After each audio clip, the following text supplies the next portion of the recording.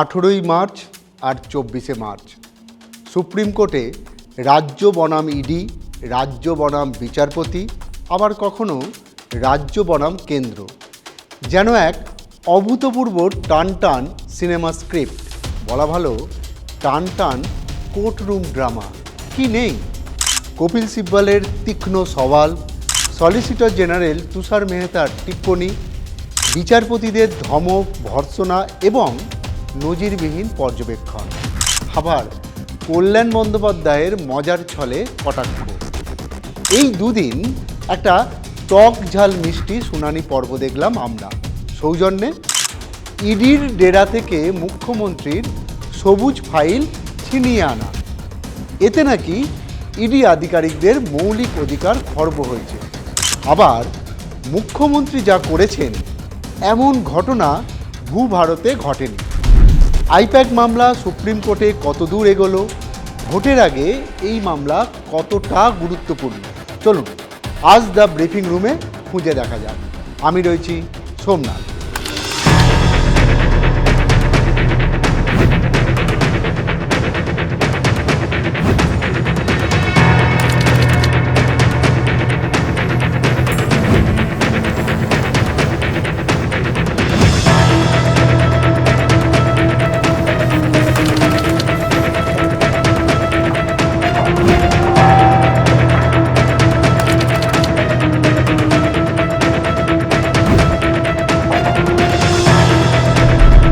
যদি অন্য রাজ্যের মুখ্যমন্ত্রী মমতা বন্দ্যোপাধ্যায়ের মতো অনুকরণ করেন, যদি আপনারা কেন্দ্রের ক্ষমতায় থাকতেন আর মুখ্যমন্ত্রী এমন কাজ করে থাকেন, ঠিক এই ভাষায় পরপর 2 দিন কপিল সিব্বলদের দিকে প্রশ্ন ছুড়ে দিয়েছিলেন বিচারপতিরা, তাহলে বুঝতেই পারছেন মামলা কত গুরুতর।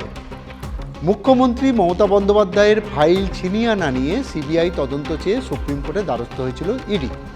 মুখ্যমন্ত্রীর এমন কাজে নাকি মৌলিক অধিকার খর্ব হয়েছে ইডির আধিকারিকরাও আলাদা করে সুপ্রিম কোর্টে মামলা করে।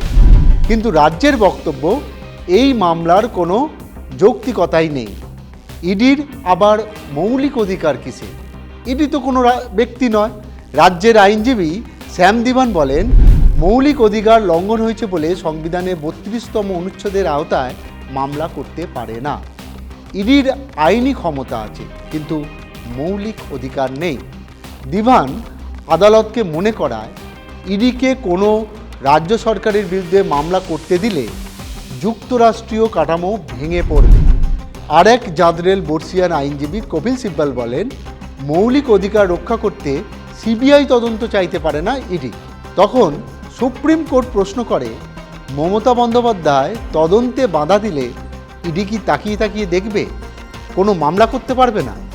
সুপ্রিম কোর্ট যেতে পারবে না? হাইকোর্ট যেতে পারবে না? ইডির কি বিচার চাওয়ার কোনো উপায় নেই? দিভান মানে রাজ্যের আইনজীবী দিভান যুক্তি দেন, ইডির হয়ে কেন্দ্রীয় সরকার মামলা করতে পারে, তবে এক্ষেত্রে সংবিধান খতিয়ে দেখতে হবে। দিভানের সঙ্গে কপিল সিব্বল যোগ করেন, আর্থিক 9/6 প্রতিরোধ আইন অর্থাৎ PMLA আইনে তল্লাশি চালাতে পারে ইডি। তদন্ত চালানো মৌলিক অধিকার নয়। ইডি সিবিআই তদন্ত চাইতে পারে, কিন্তু রিট পিটিশন দায়ের করে সিবিআইকে FIR করার কথা বলতে পারে না। এই হলো রাজ্যের যুক্তি। এবার আসরে নামে ইডি। তাদের আইনজীবী সলিসিটর জেনারেল তুষার মেহতা বলেন, আমরা PMLA আইনে তদন্ত চাইছি না। ইডির তল্লাশিতে মমতা যে বাধা দিয়েছেন তার তদন্ত চাইছি। বৃহত্তর জনস্বার্থে তদন্ত চলছিল।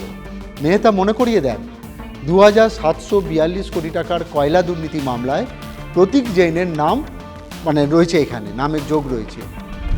আর এই যে মামলা হয়েছিল, এই যে শুনানি হয়েছিল, এটা হচ্ছে 18ই মার্চ। আর 24শে মার্চ গতকাল মঙ্গলবার ঠিক একইভাবে সুপ্রিম কোর্ট উত্তপ্ত হয়েছিল। এদিন বিচারপতিরা রাজ্যকে কার্যত ভর্ৎসনা করে। আইনজীবী কল্যাণ বন্দ্যোপাধ্যায় প্রশ্ন তোলেন, কেন ইডি বিধানসভা নির্বাচনের সময় সক্রিয় হলো? অতীতে সুপ্রিম কোর্ট নির্বাচনের সময় এমন মামলা শোনেনি। কল্যাণের এ কথা শুনে রীতিমতো রেগে যান বিচারপতিরা। তারা বলেন, কিভাবে কথা বলতে পারেন?